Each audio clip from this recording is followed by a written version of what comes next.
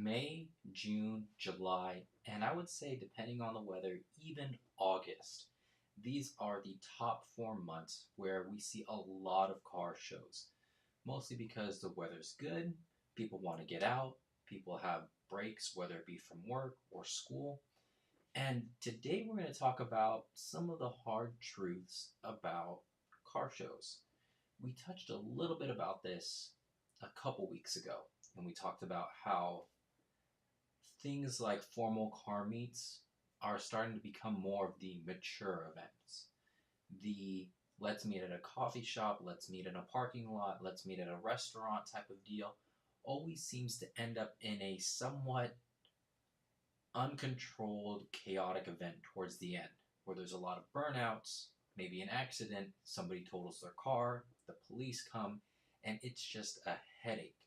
Now, I think that we've already touched on that quite a bit, and today we're going to talk a little bit more about the truth of these formal events, mostly because these last couple of weeks we've had quite a few big events and a couple more still to come in the following months. And this last weekend, pretty much everybody in the BMW community knows about Keys Motorsports event. They had, I feel like they keep getting bigger and bigger every single year. And this year, if I'm not mistaken, was the first time that they had drag racing. And the nice thing that I like about their event is that they usually pick out one or two charities for the year, and then all the proceeds from the event will go to those two charities. And it's amazing to see how much they've grown from just like the small parking lot ones to a big event where people fly in, drive from different states. It's really an amazing sight to see. And the one for us here locally, so I didn't go to the Keys event. I'm here in California. Their event is in New Jersey, but we have a couple of good events here in the Bay Area and California as well. And 2 weeks ago, we had an event called WeekFest. And the reason why I want to make today's video or today's live about this topic is because there were some things there that I do really, really like and would like to share with some of you. And then there were some things that I think that for those of you who are thinking about, entering in your car into a car show or like a car competition where there's judges and people vote and things like that, I think there's some things that um, you should just know ahead of time before you go in. And so when we think about these formal car shows with the lights, glitz, glamour, everybody's got a camera or whatever, we just want people to see our car as we do. We want them to appreciate our car, our hard work, our dedication that we put into this car that maybe wasn't exactly in its best condition when we first got it. But today, when these other people see it, this is the best condition this car has ever been in. We want people to have that kind of appreciation when we put our car into that kind of spotlight. And when you're going into these car shows, you got to do all the things, right? You got to do the ceramic coating, uh, you have to clean it not just on the outside, but you have to clean the inside as well. You have to do all the vacuuming. So all the detail stuff comes out, all the cleaning materials come out. And even when you get to the show, you have to make sure that things like your wheels and the exterior, if you didn't trailer it in, are in absolute perfect condition. No dust, no dirt, no nothing. It's just the car in its most immaculate condition that it could possibly be. And in all honesty, I had some people asking me when I posted that to my story, where was my car at that event? And honestly, my car is at a much lower price point, let's say, than some of those other cars. My car, some of you guys know the history behind it. It was a salvage build, got it for less than 20K, and it is what it is today. But not a lot of people are going to really care about that, right? It's not an M car. It's not an exotic car. And I'm not saying that you need to be kind of in that price point to win, because the winner at this year's WeekFest didn't really have any expensive cars. Um, However, my buddy, who I referenced before, Obsessed Studios, his lineup is really, really good. And I'm talking like a car like this, you know, F80 with all the carbon fiber bits, the golden wrench stuff, the dress up bolts, all of these type of mods. There was a car like that, and I would say it was probably not his strongest car in the lineup. Just so that you guys can see, this is some of the cars that he had in his lineup. So he had, both these Porsches there in his lineup. That's the same two. If you guys can see here, the three Porsches, that's an E92 M3 or E90 M3. That one is from DJ Dub. We did a interview with him on his build. It was actually featured in quite a few, actually a lot of shows, magazines. It's pretty popular on YouTube. I would say probably one of the more popular E90 M3s out there. And then behind that, there's an NSX. Let's see if we can get some close-ups of these. So there's, if I'm not mistaken, it's not pulling up the tag, but this is DJ Dub's M3. So there's the NSX that I was referencing earlier. And I mean, you can tell, like, these cars they're rare cars, they're expensive cars, they're very attention-grabbing cars. So here's the F80 that I was referring to earlier. So I would say even the BMWs in his lineup were not his strong, or not like the heavy hitters in there. And that's saying a lot. These cars are built well, and he had a Lambo too. So it goes to show that you can have really, really nice cars in your lineup, and depending on the subjectivity of the judges and things like that, you might not come away with the win necessarily, depending on what category that they're doing, or what the judge's preference are that day. So I would say something like this probably needs a little bit more cleaning up. I mean, it's very clean. Like, if you're talking like just pop the hood one day and this is what you get, I would say like this is fine. But when you go into a competition like that, and there are, these are people who spend a lot of money on their cars, very meticulous, even something like this needs just a little bit more, as far as like just making sure that it's all cleaned up. And so here's what you can kind of expect. This is from like prior years, and these are some of the cars that they have. So I would say like definitely really big, heavy hitter cars. And so, like I said, is like the goal overall is just for people to see our cars in that light. And one thing that I would say is go in there with the intention to present your car, show off your car, meet some good people, network, but don't be so tied in on the result of I have to win. Mostly because it's out of your hands. It's very subjective. It's not like, like at Keys when they did a drag race, and obviously the winner is the one who crosses the line first. When these judges go around, they have their own particular biases and opinions, and maybe some of the judges are more into JDM versus Euro. Maybe some of them are more into American cars than JDM. And so their particular preferences will weigh into what they think is a good build, into what they think is too much or not enough with the build. And sometimes you don't really know, like it won't be consistent, right? Like the judges at this event might not be the same judges at the next event or even last year's event.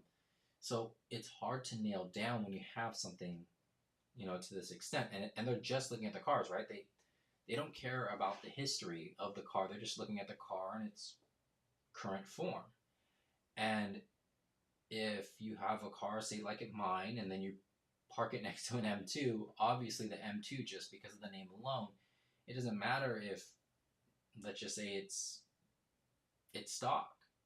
The fact that it's an M2, it's going to have more clout, and it would probably pull out just because of that, right? Especially if you have somebody who doesn't know, right? If you have a judge there, has no idea who I am, no idea what my car is about, and maybe they're not even all that familiar with BMWs. They just say, oh, this is an M2. This is not an M car. Okay, pick the M2. Um, so I just hope that that helps some of you who go in, don't have your, your hopes or all of your emotions tied up to the result of, say, you winning. It's go there, have a good time. If you want to be a vendor, make some money, make some money by selling merch, go ahead and do that. Those are all things that are still pretty much within your control. Of course, the placement of where you are in these type of events is going to impact on how well you do as far as sales. But overall, just control what you can control. I would say like events like this, I really tied into after going to a few of these. I felt really bad for some of the people who didn't win. So I just showed you my friend's lineup, and I'm not going to bash on the winner because it's not in their control, right? But when you have a lineup such as my friends, and they pick a winner whose cars are mostly, call it for what it is. They were a lot of Lexuses. There was a Honda CRV in there. They were mostly slammed, and they all had the same color, right? So I'm not saying that that's bad. However, if you're going to say that, that lineup of cars outcompeted, say, even my friends, then I would say then there's a lot of questions that come into mind there.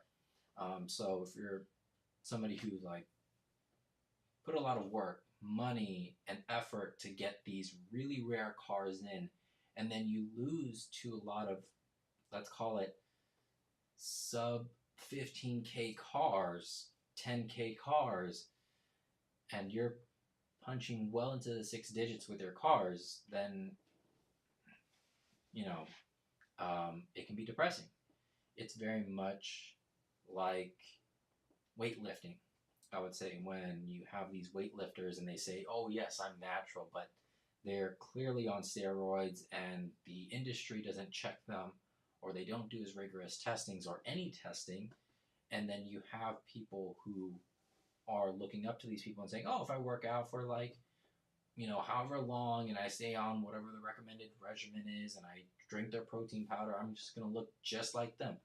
But the dark side is you don't know that they have taken steroids, that they have taken all these other things that are not on their regimen, that they don't advertise. And you'll never get there because you're missing that key ingredient. Not saying that it's a good thing to do. I'm just saying is you can't plan your outcome by following somebody else's regimen because they might not be telling you all that there is to it. And so just be aware of that. I want everyone to go to these events, have a good time, meet people. If you want, make some money, build your brand, grow your brand, all of those things.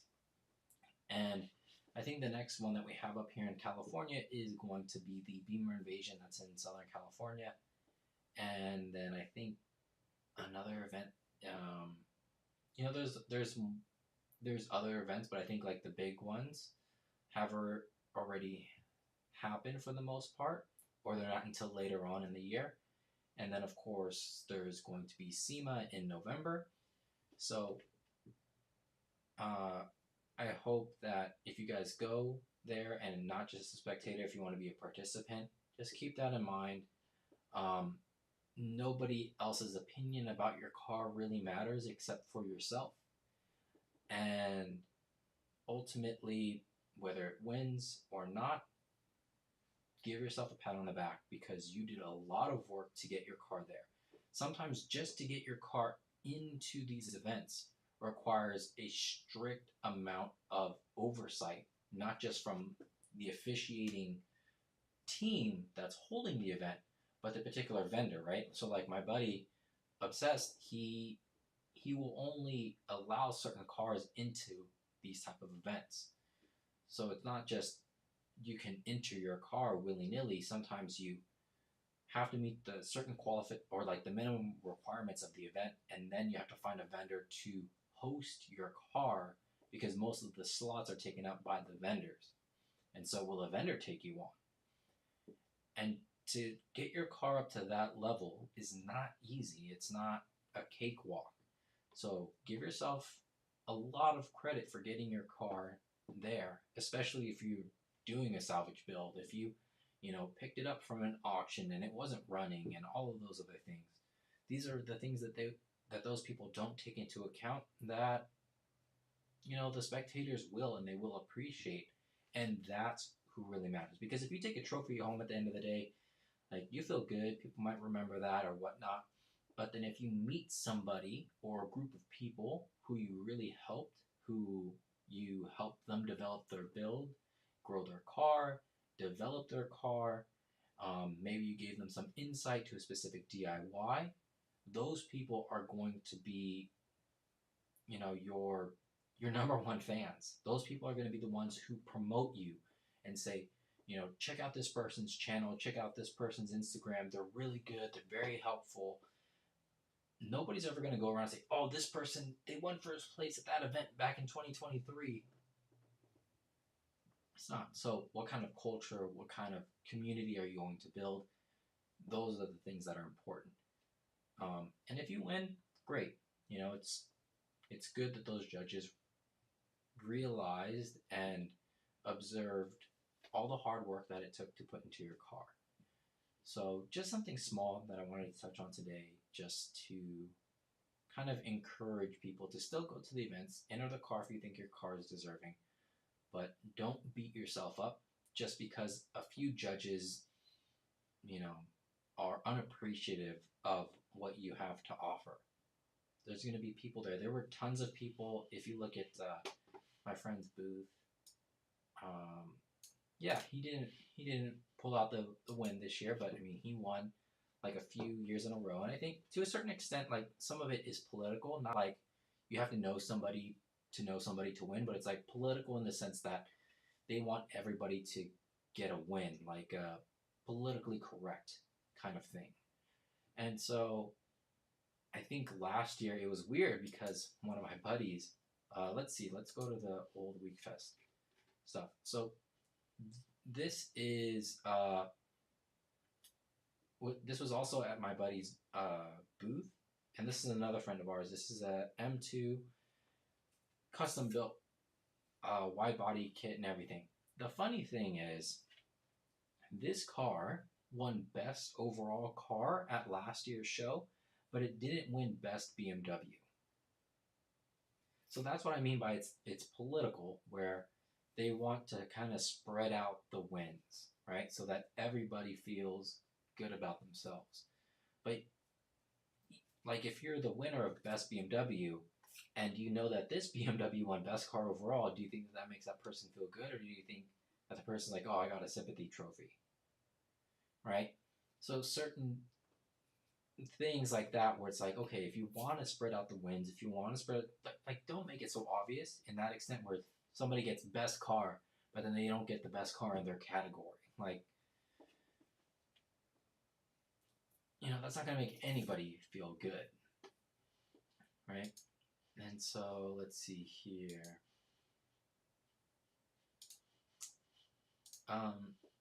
So this is my buddy's booth, where he had his merch, and there were a bunch of people there. So there was a lot of traffic, a lot of people coming in to kind of get to know who he is, what the company's about, the brand itself, some of the projects they're working on. A lot of people like how his team films and does photography.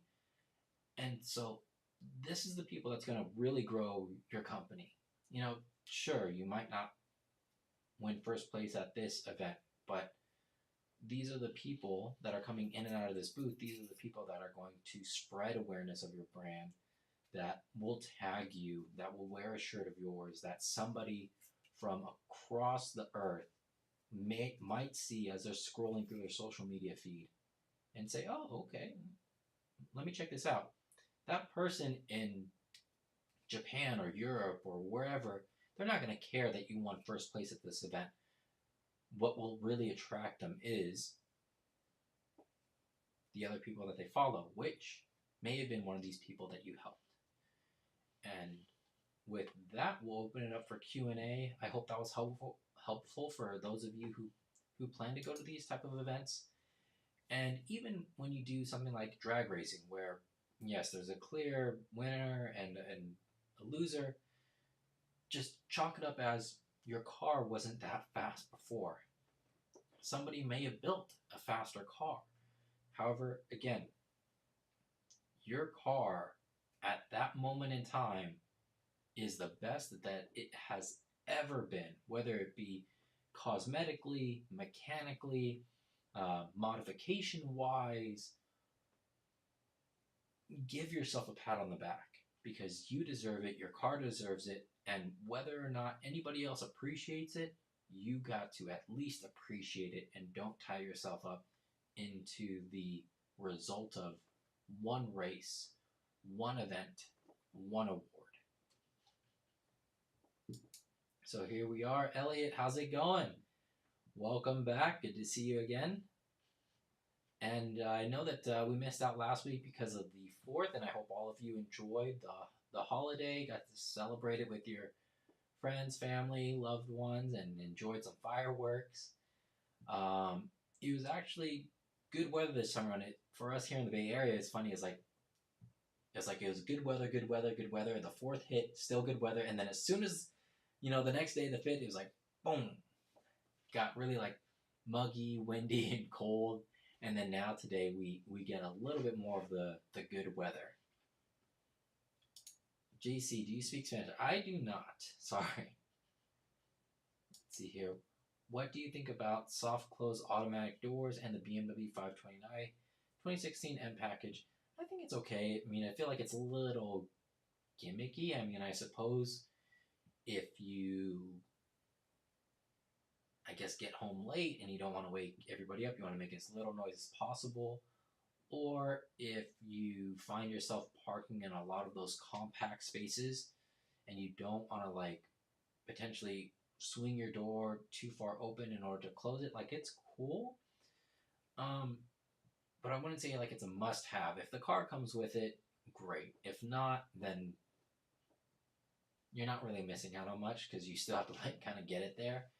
I wouldn't say it's the durability of that door latch is much better than like your wooden drawers that you have at home where yes, you don't want to slam them because the wood and maybe your utensils or whatever it is that you have in the wood drawers at your house will kind of get moved around and knocked all over the place. The door handles that you have in your car and the latches, they're very sturdy and strong. So if you have it, cool. If not, again, you're not missing out on much. Elliot, have you ever heard of DIY car repair clubs? No. If you're talking about something specific, no. I mean, I really only know like Facebook. I guess like Facebook groups or forums to that extent, and I would say that those are pretty informal. They're not like it's not relegated to like region or people meet up regularly or anything like that. And I'll admit, like I don't know too much about like the car scene in of itself, other than like some of the exposure that I'm getting now because of some of my friends who are hosting these events. I kind of just mostly like do my thing. I do a little bit of stuff on the internet, and then that's it. JC, what is your experience with the metal hoses? Metal hoses, as in, I am not sure what you're referring to exactly. I mean, if you have a specific job in mind or a project, just let me know. Yeah, I'm sorry, I don't know. Other than like maybe like your brake lines for metal hoses or metal lines, uh, for the most part in the car, it's going to be like rubber or silicone. You might have a metal adapter, but I can't think of anything with metal hoses. For the most part, I try to stay away from it because if you kink it too bad, then it won't flow, right? And a lot of the stuff like the brake lines, they are machined to have that particular bend. You can manipulate it a little bit just to shift things around if you're trying to like get a bolt in or out or something like that, but it's not something that you want. That it's like you can bend it and then bend it or stretch it back out and it's going to work. Uh, Especially like those brake lines, you want to be very careful with how much you mess with those. It's a little bit is fine, right? I would say like you want to encourage your metal lines to do something. You don't want to manipulate them to do something.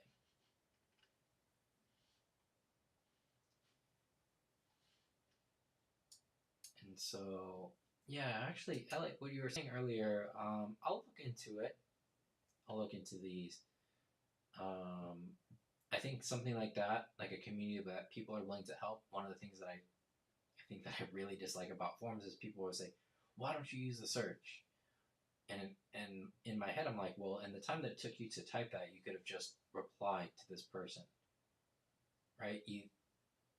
The internet and forums are not like a that there's a very limited space of information that if somebody repeats the question, it's going to fill up and nothing else can get in. Because if that was the case, then somebody saying, why don't you use search would also take up space. So having a community and people who are willing to work with each other and help each other, I think is very good. JC, you changed the plastic hose for metal hose. Sorry for my English, but I don't. Are you talking about the charge pipe? So the plastic, um, yeah, so that's more of a pipe rather than a hose, I would say. And that's just referring to like the diameters. Like a bigger hole is like a pipe. A smaller one is like a hose. So you can think of hoses as the things that run your coolant, the things that run your, I guess almost like your fluids, right? Almost anything that runs your fluids is a hose. So your brake lines, transmission, um, your coolant, things like that are hoses. So I guess that's why I was a little confused. So the metal charge pipe, I think it's better than the plastic one just because it won't break.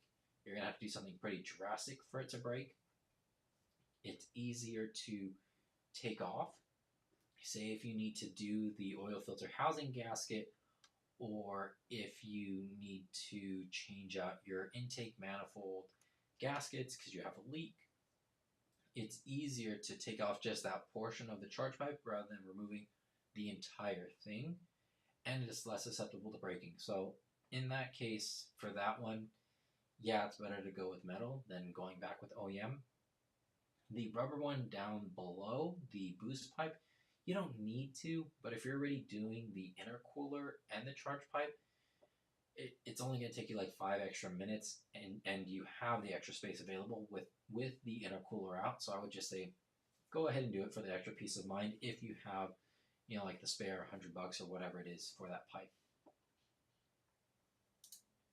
Elliot, where do you come down on the seafoam question? It's, I would say it can work. I would say don't expect miracles out of it. You're gonna have to do a few of them before it actually takes into effect. I feel like the one where you actually remove the manifold and then you spray it directly into the valves, you you brush it around like with like a toothbrush or like a nylon brush, and then you suck it back out. That's fine. Um, However, with the N55s and older cars, as I've been hanging around the shop, what I found is they don't really need it. Like you could install an oil catch can, and if you don't get anything in that can, don't be surprised because BMW after the N54, that was a problem that they tackled really, really well. And I think I saw an M2 close to, I forget, it was like either 60 or 80K, and those valves were pretty clean. Um, like my buddy at the shop when he opened it up, he's like, yeah, like if this was my car and these were my valves, I wouldn't pay to have this done.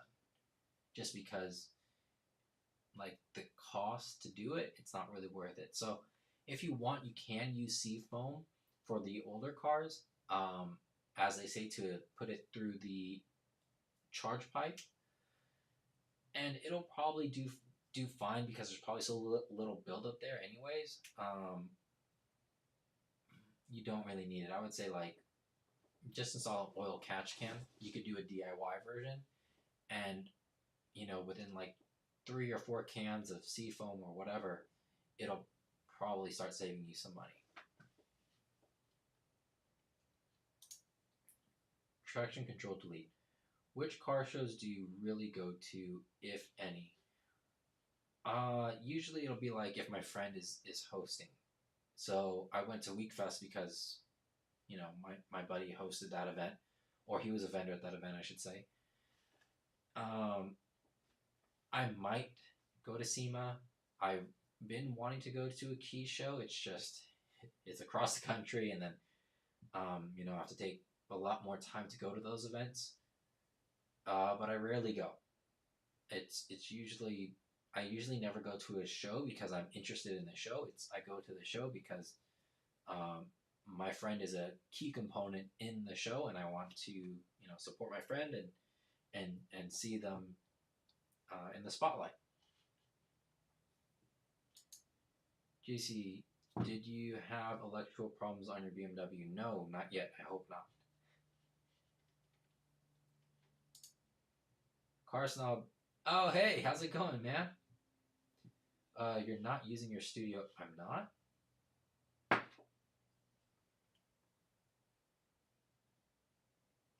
see here. So has it sounded bad this entire time?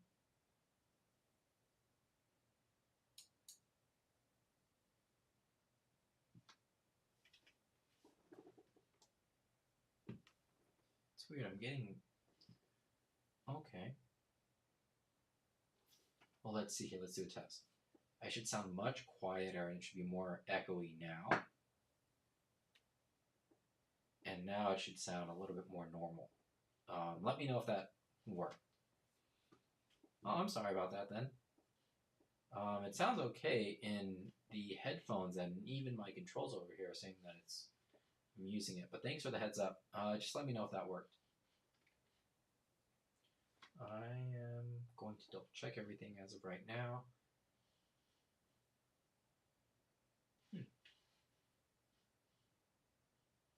That is very weird.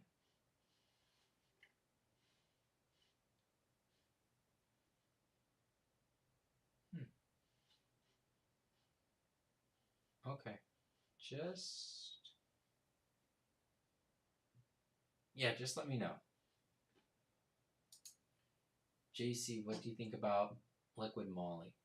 I think it's fine. I mean, I can't say whether or not that it's really better than Castrol. I mean, for a daily driver, if you change out your oil frequently enough, and as long as it meets the BMW standards, for my car it's LL01, then I think you'll be fine.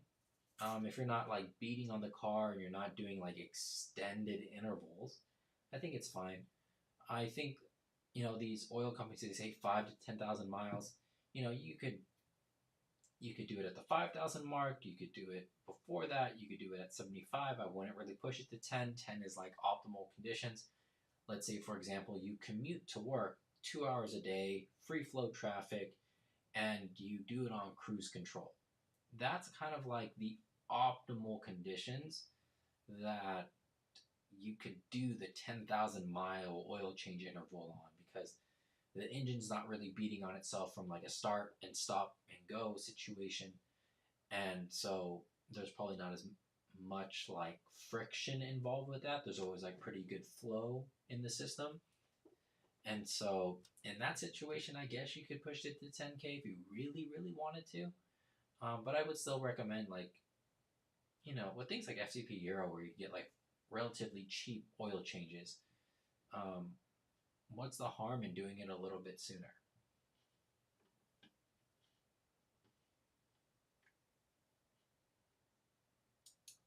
Car Snob, if I tuned in earlier on my TV, I would have let you know sooner. Oh, no worries, man. I appreciate it. I,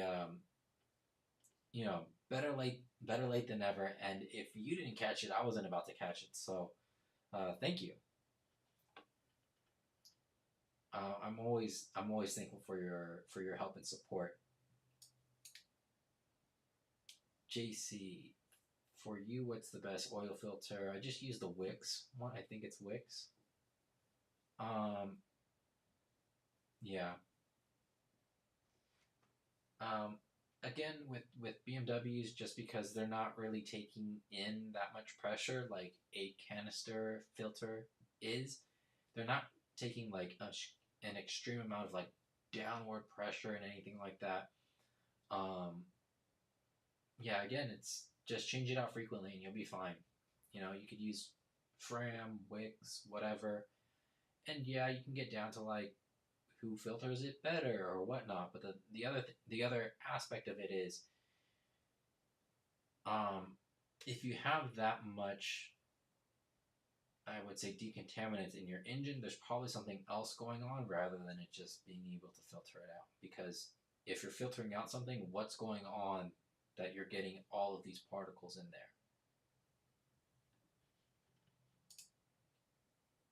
Car Snob, still same. Either you're using default mic or your studio mic turned down. Okay,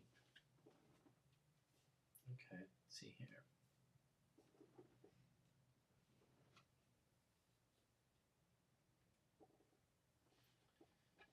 My levels are kind of up there. Focus. Let's see, is that better maybe? I feel like this thing is nearly all the way up. Yeah. Okay, let me know if that helps. It sounds like I'm blowing out on my headphones though. These are the same, it's weird because these are the same settings that I use all the time. So let me see. Let me switch off to another mic and switch back on.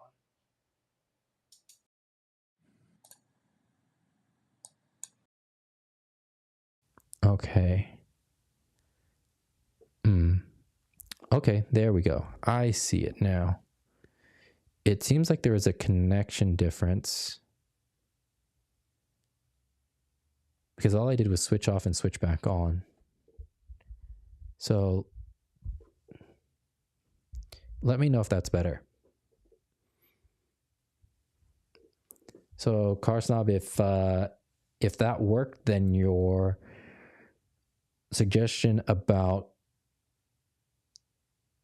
the studio mic turned down, that's probably it. But there seems to be like a connection. Let me just...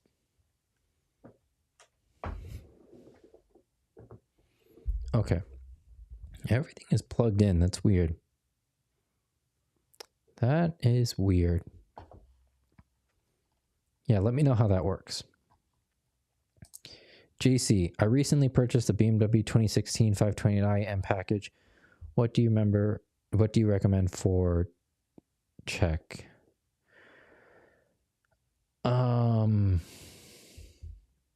For this, I would say that's the N20 engine, N26, depending. Okay, good. You guys can hear me better. That's what it says. If you're using OBS, it's weird sometimes using studio mics now. Okay. I also just, it could be so I use Camlink. Is that, no. I use Ecamm. And I just installed their updated software last night. So maybe it's the software update potentially. Okay, let me get back to JC here. Here you're just going to want to do almost the same thing. I would say like charge pipe, intercooler, boost pipe. Check your oil filter housing for leaks, your valve cover for leaks. Be mindful of your timing chain guide, which probably you'll want to take to a shop. That's a job that even I'm not planning to tackle. It would be great to film. However, it's going to be a pain to film and do at the same time. That one, I feel like there are some jobs where it's money better spent to take it to a shop. I would say consider all the jobs that you can do yourself, and then say like, okay, I need to take my car in for this, this, and this. I would say like it's fine. You don't, just because you do work on your car doesn't mean you have to do all the work on your car. All right, Car Slump, you got this. Thanks, man. Appreciate it. Thank you so much for that. I have no idea what it is. It could be that it was as I was uploading the preview for today's live, I updated the software last night, and so maybe it just needed a recalibration or a reconnection to the audio. Oh, I'm sorry about that. So this live wasn't all that great. Okay. We can kind of run it back another time. If people are really interested in it, then let's see here. Elliot, 2013 328i. I'm considering moving to a 5W40 instead of the recommended 530. Would you endorse doing this? 28i? No, not really. They've gone down. They've actually gone to thinner oils in that car as they have released later models. And it just has to do with the engine is kind of really tight. Like the internals are really tight. So they found that thinner oils get in there a little bit better. And the car doesn't really push all that hard. And so it doesn't really burn the thinner oils. And it's actually easier on those timing chain guide components and the timing chain overall. So what they found is with thinner oils, it's less likely to cause the timing chain guide to go bad and the timing chain to go bad, like in the combustible sense. And people get better gas mileage, and it's just fine lubricating the system and potentially even better. Some people run like a 0-20, but I would say stick to the owner's manual and remember that, say like you have a 2013, a 2015, a 2016 might use a 0-20. The engines, although they are the same nomenclature and everything, they're not exactly the same. So I would say the best thing to do in your case is to call BMW if you want to use an oil that's out of the manual, right? A weight that's out of the manual, call BMW and say, hey, this is my car, this is my engine. I know that later iterations of the engine have been using this oil. Is it safe to use on my car because it's one of the older models? Yeah, I would say unless you're like tracking the car, unless you're doing something very hard on your car, there's no real need to go thicker in oil. If you're doing it because you're burning oil, I would say you got to figure out it's good as a stopgap, right? So let's say, for example, you are burning oil and this week or this month you're extremely busy. Say, you got kids, you're married, you got big projects at work or whatever, and you can't get to it right now, right? You need your car to work and you don't want it to burn oil. I'll say for a month, it's fine if you use a thicker weighted oil like 540, and then, once things settle down, yeah, you got to figure out why you're burning oil. But it's not like, oh, I'm burning oil, so if I put it in thicker oil, it'll fix the problem. No, the problem still persists. It's just that it's not able to burn off that thicker oil, but you should still figure out why you're burning. Not sure if you are, but just as an example. JC, what program do you use for editing your software? Oh, wow. What program do you use for editing your videos in YouTube? Final Cut Pro.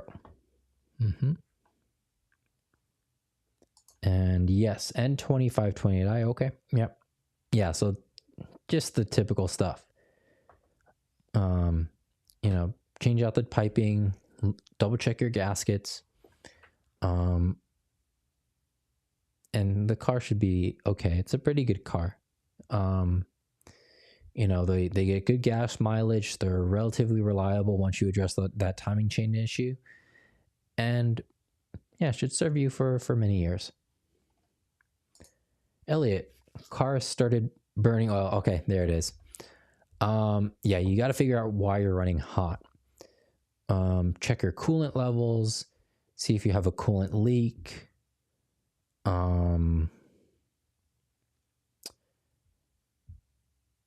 I would say make sure you're actually burning oil versus it leaking. Just because, check the oil filter housing gasket and the valve cover. So the valve cover can be really tricky. You have to remove like the vanity covering the foam at the back because the leak could be like in the back. If you smell like oil, see the hard part is you might say that you're burning oil, but you're really leaking oil. But then you might say, well, I pull it into the garage and the driveway and I never see any oil. So like my particular valve cover, it is leaking, but you would never know. And the reason why is because it's the back of the valve cover gasket, which drips down onto my charge pipe. No, sorry, not my charge pipe, but down onto the down pipe, and then the oil burns off. So I can kind of smell it, and it's a small leak. So it's not like I smell it all the time. If I'm cruising, I never smell it. I kind of have to be sitting at a stoplight for a long period of time before it actually gets into the car. But when I'm going, I don't smell it. So I wasn't able to diagnose that until very recently. And so check for leaks, and then see where that takes you. You can also do a little, like that hand vacuum pump, the same one that a lot of people to use to suction out brake fluid. It also has a vacuuming feature. Have the car on, run it to the port on the valve cover and see if it's holding pressure. If not, then you probably really do have a leak. But even if that pressure holds, just check in all the crevices and make sure that you don't have a leak.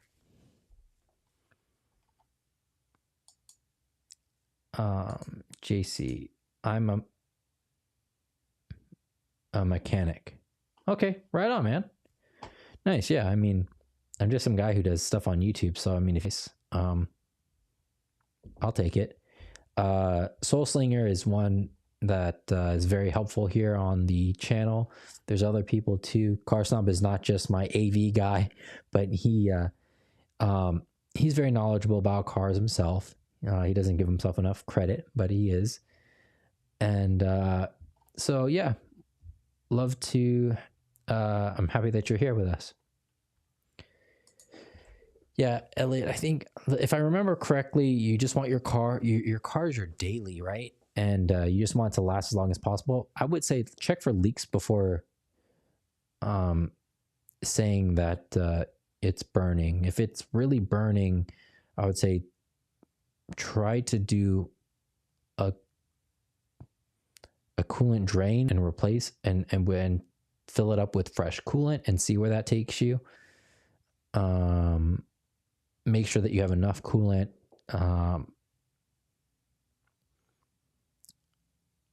Yeah, because you shouldn't really be burning oil.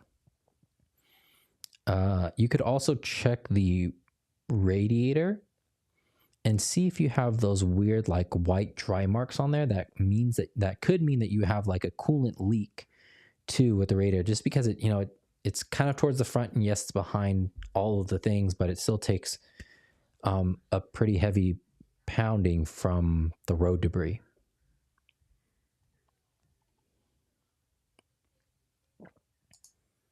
Car Snob, I'm 26, just mechanically inclined. There it is, man. See? I mean, we're all at different experience levels and things that we know. Like I said, I just do a few things on the internet. I know the things that I do, but it doesn't mean that I necessarily know how to do something else. And the good thing about these live streams is that you guys can link up with each other, right? And so if there's something that I don't know, which is fairly likely, then hopefully somebody else here in the chat will be able to have the answers for you. You guys can link up and help each other in that sense. Elliot, sometimes there's a really terrible smell. If it smells like burning oil or just like a burnt smell, that's probably a leak. It's probably dripping onto your downpipe, I would say. Trace.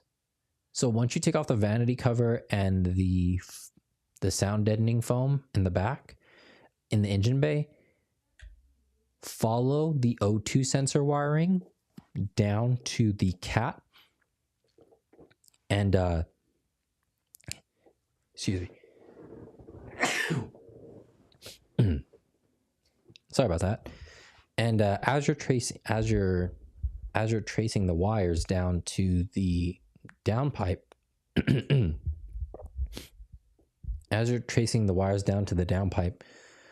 you might see some of the oil has actually used that wiring to get down to the downpipe. But also as you're there, you should be able to see if you have any leaks. That's typically the path. Like if you have a leak and it's getting onto like any part of your exhaust system, following those O2 sensors down, just like as a visual guide, should be able to help you identify if you have any leaks.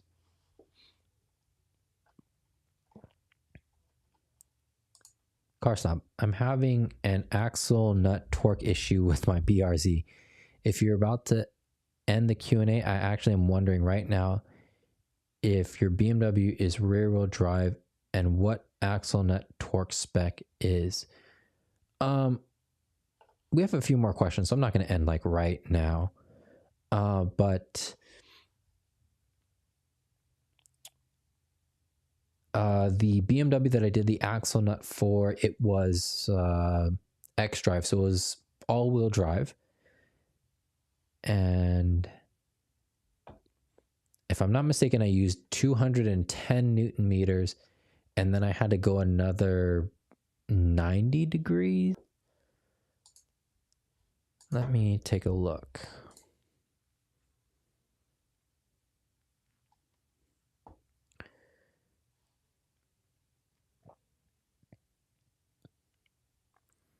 Yeah, so it was torque to 210 Newton meters and then go another 90 for that.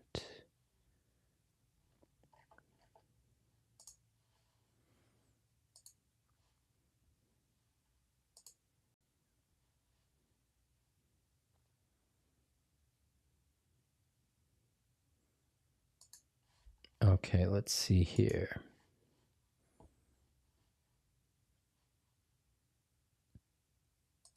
Here we go. If my internet... Oh, this is probably going to lag because we're doing the live and we're trying to pull up a video. Okay, right. So I did 210 and then I'm pretty sure it's 90.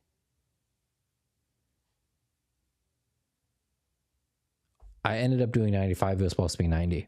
Yeah, 90 right there. Oop.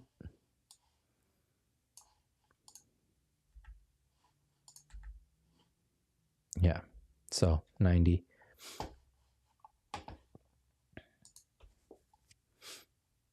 I hope it's the same for BRZ. I mean, we can look it up too.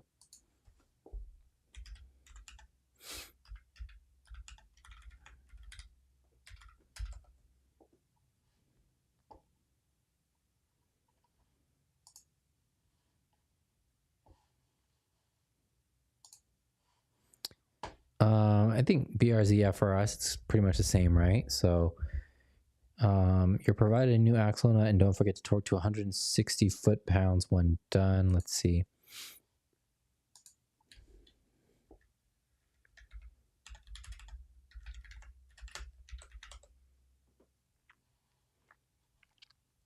Yeah, it's very close. It's like 120 or it's like 117.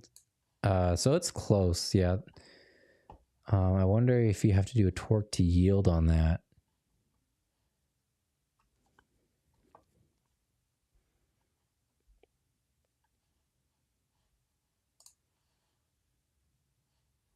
Yeah, I'm really out of my element on these cars for sure. Also, an alignment will be needed. Yeah, I don't know if you have to do a torque to yield on that. I would say see if you can dig it up on forums. But yeah, it looks like 160 pound-feet, foot-pounds, same thing. My 2016 325 XI was leaking in 4 spots. Is that a let's see.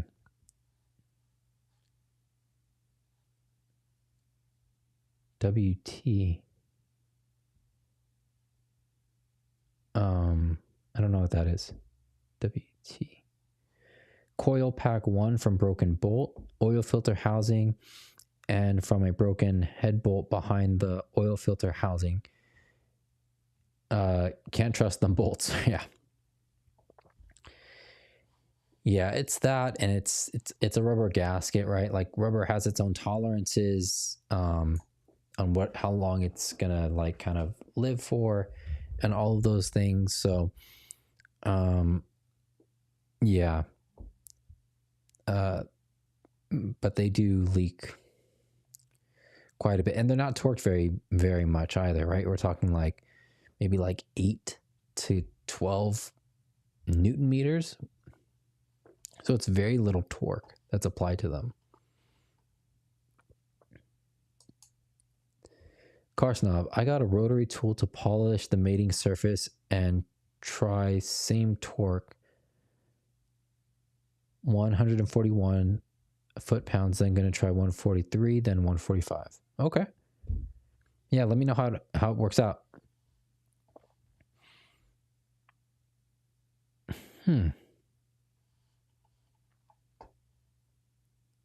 What was that?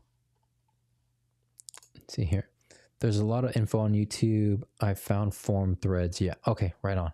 Nice. That's for an aftermarket axle.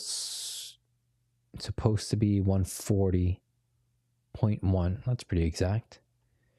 People say 140, 141, 142, 145. Okay. I mean,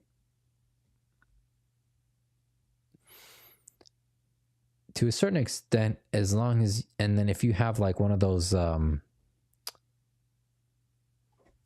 if you have like one of those locks, like either the locking pin or you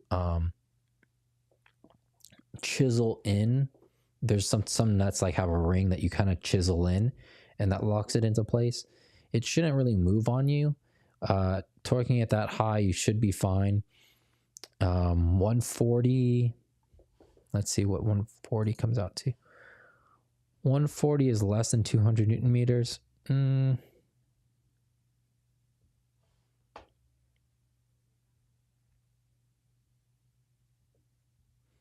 I would say, yeah, play with it as you have. I would say you don't have to do it in that small increments where you go up in 1 foot-pound increments. I would say you could go like 140, 150, 160 and see where that takes you. But you don't have to do like 140, 141, 2, 3, 4, 5. Yeah, that'd be very tedious for because even before it clicks, right, there's some engagement that you're going to have, and that could probably be enough to set it off for like 1 foot-pound. So yeah, let's see.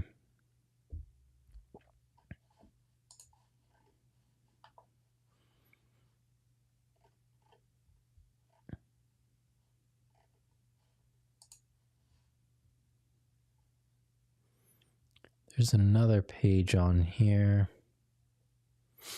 Okay, I see what you found now.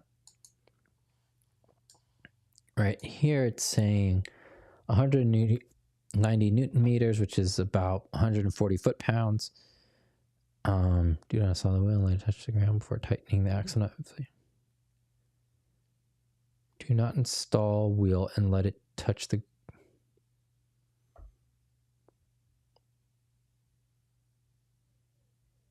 Oh, I see what it's saying. Yeah, and then you lock it. I mean, to a certain extent, it's like, how are you gonna... Someone's gonna have to be on the brake then, if that's gonna be the case. I had no issue with like putting the car down and then tightening the axle bolt. I mean, the grip of the tires on with the weight of the car held it down just fine, and that car drove and still drives today just fine. I guess FR it's a little lighter, so I mean, you could have somebody on the brake or put something there that's holding down the brake with it down if you need that extra grip to hold it into place, because it's gonna be hard to torque it at that amount with it up and nothing holding it into place.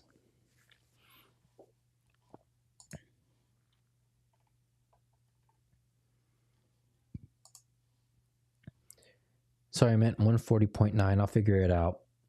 I know it's not the axle either. The surface has too much corrosion, but some guy with an 86 has the same clicking noise, but from brake clips. Oh, okay. Oh, you're... Okay, I kind of just briefly read a little bit of what could be causing that issue. So, I mean, I'm sure that you saw everything that I can see here, very surface level.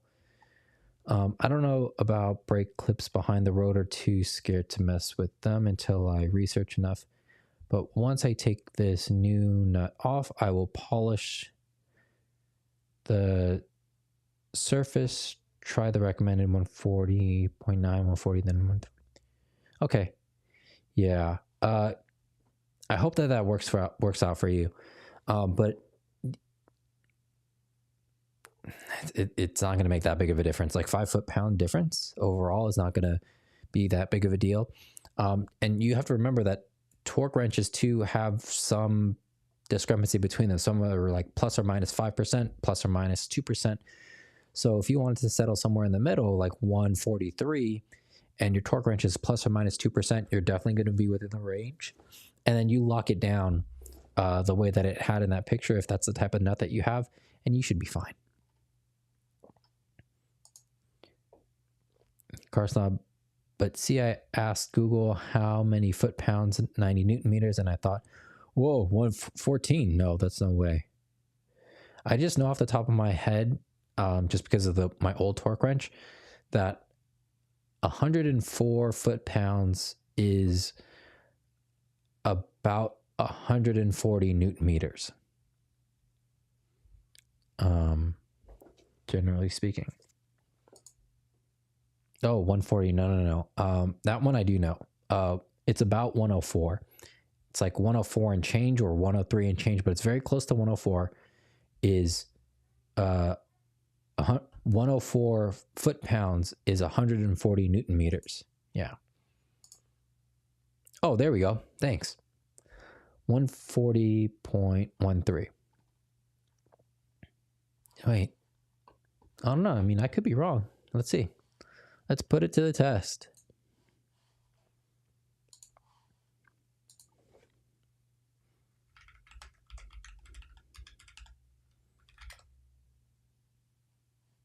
Oh, no, there we go. 140 Newton meters is 103 and change foot-pounds. Yeah. Ooh, I thought I was wrong for that. I was like, oh, my wheels have never been tight. Let's see here. Elliot, oh, thank you so much for the super chat. Thanks for sharing your knowledge. I appreciate it. Well, I appreciate you being here. I appreciate the super chat. Let me know. And I'm sure that people here are also interested in the progress of your car and figuring out whether you have a leak, whether it's burning, what you figured or how you figured it out, and then the location of whatever was causing the issue. So I'm looking forward to catching up with you as soon as you figure it out. And I hope it was helpful. Car snob. Okay, gonna use one of my dumbbells or plates, lol, or try torquing with the car on the ground. But I've seen everyone have someone either press the brake, but most just stick a screwdriver in the rotor. You can do that too. I would say just put a towel. If your calipers are painted, just put like a towel in between the screwdriver and the caliper so that it doesn't damage the finish of the caliper, and use a screwdriver that you don't really care about or that has a lifetime warranty.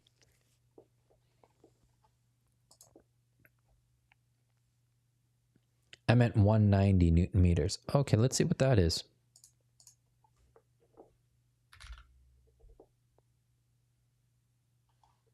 Oh, okay, there it is. There it is. 190 Newton meters is 140 foot-pounds, or pound force foot. I guess that's the official way of saying it. I've never said it that way in any of my classes, or like people that I watch on YouTube even. I don't think say pound force foot.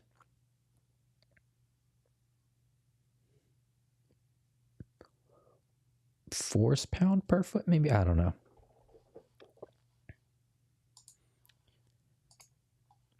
I hope you get it. I hope you get it down. Yeah, that's going to be a critical component for you.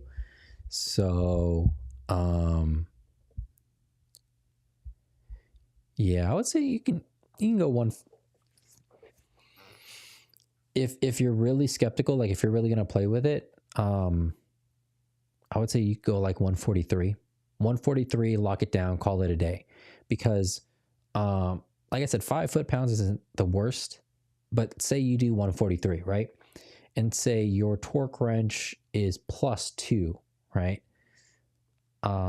It's going to be a little bit more than 2 foot-pounds. It's going to be about it's going to be about 3 foot-pounds that are added. So if you do 33 or 143, it's going to end up at close to 146. And then if it's minus 2%, it's going to be closer to 3, right? So you're going to be very close to 140.